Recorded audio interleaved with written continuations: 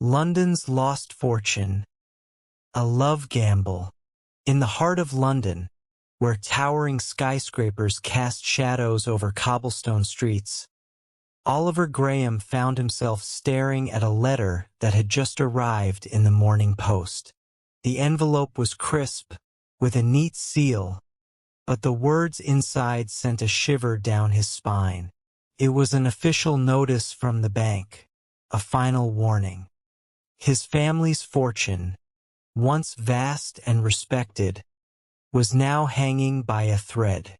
Years of poor investments and failed ventures had drained the Graham wealth. His late father's estate, which had once been the pride of London's elite, was close to foreclosure. Oliver had always dreamed of restoring his family's name. He'd been raised in the grand halls of the Graham mansion, surrounded by reminders of a legacy built on business success. But now, at 27, the pressure to revive the fortune rested on his shoulders. As he folded the letter and placed it back on the table, Oliver's mind raced. He needed a solution, and fast. The weight of losing the family home and the history that came with it was unbearable. To escape his worries, Oliver left his townhouse and wandered through the city. The streets of London were alive with activity, a stark contrast to the storm brewing in his mind. He passed by cafes and shops, ignoring the hustle around him, until he reached the place he visited often when his thoughts overwhelmed him. A small, dimly lit casino on the outskirts of the West End. Oliver had never been much of a gambler, but the thrill of risk had always intrigued him. He had been taught to calculate chances, to assess risk. His father's lessons on business never left him. He entered the casino with a sense of desperation, but also with hope. Perhaps this could be his chance to save the family fortune. The casino was buzzing with energy, a mix of laughter, tension, and excitement.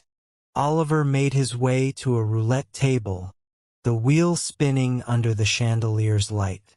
As he watched, he couldn't help but wonder if fate was testing him. Could one bold move change his future? "Place your bets, sir," the dealer called out, and Oliver hesitated for only a moment. He reached into his jacket pocket, pulling out the last of his savings.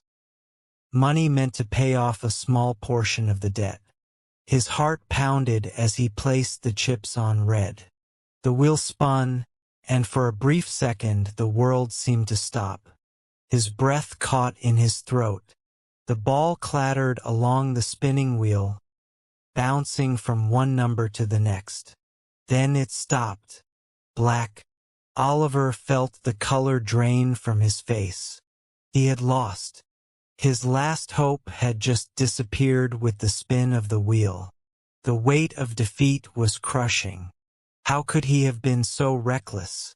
He left the casino without a word, walking aimlessly through the city.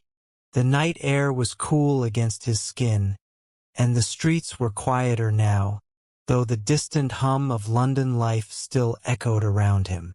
Lost in thought, he turned a corner and bumped into someone. "Oh, I'm sorry," Oliver muttered, not bothering to look up, but the voice that replied caught his attention. "It's all right," she said softly, her voice calm and reassuring. "You seem like you're carrying the weight of the world." Oliver looked up to see a young woman with kind eyes and an easy smile. She wore a simple blue dress, and her presence was somehow soothing in the chaos of his thoughts. I suppose I am," Oliver admitted, surprised by his own honesty.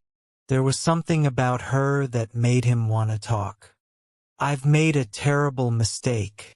I've lost everything." The woman looked at him thoughtfully. "Everything?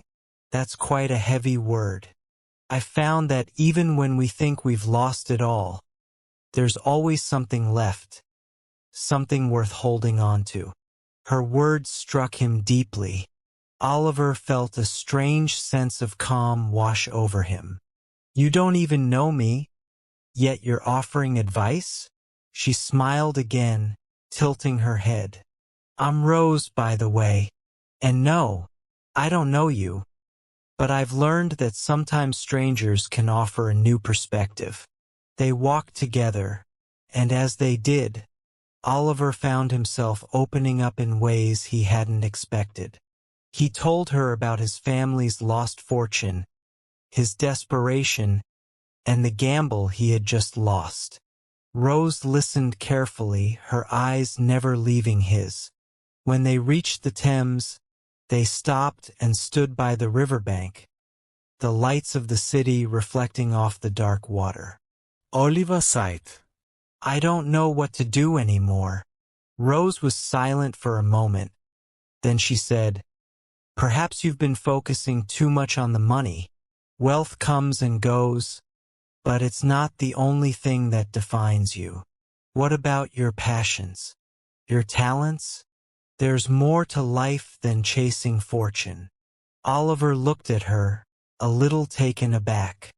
No one had ever spoken to him like that, with such simplicity yet profound wisdom. But how do I make a living without it? She chuckled softly. We all need money, yes, but you're in London, a city full of opportunity. You just need to look in the right places. What if you found a way to rebuild not through gambling, but through something you love? Oliver frowned. And what would that be? You're educated, well-spoken, and connected to the history of this city, Rose said. Why not use that? People come from all over the world to experience London's culture. You could offer tours, share your knowledge. You could even incorporate your family's legacy into it, making it personal and unique. The idea was so simple, yet so powerful. Oliver had never considered himself anything but a businessman chasing fortune. But the thought of guiding others through the history of his beloved city sparked something in him. Over the next few weeks, Oliver followed Rose's advice. He worked tirelessly to develop his own walking tours of London, weaving in stories of the Graham family and their place in the city's history. He poured his heart into the project, and before long, his tours gained popularity. Tourists were fascinated by his knowledge and passion, and soon, his bookings increased, bringing in enough income to stabilize his life. Rose stayed by his side through it all, encouraging him, helping him market his tours, and giving him hope when he doubted himself. Their bond grew, and Oliver realized that the greatest gamble he had taken wasn't in the casino. It was in trusting a stranger, in opening his heart to someone he barely knew. One evening, after a successful day of tours, Oliver took Rose to the same spot by the Thames where they had first spoken. The city lights danced on the water, just as they had that night. I don't know what I would have done without you, Rose, he said, his voice sincere. She smiled up at him. You would have found your way. You always had it in you. Oliver took her hand, his heart full of gratitude. I didn't just find my way. I found you. As they stood together by the river, Oliver realized that fortune wasn't something you could win or lose on a whim. True wealth came from within, from the people who stood by you when times were tough, from the passions that fueled your heart, and from the love you were brave enough to embrace. In the end, Oliver had found his riches, but they were not what he had expected. They were far greater than anything money could buy. Thank you for listening. Like, subscribe, and share our channel Magic Mingle with your friends to enjoy more magical stories.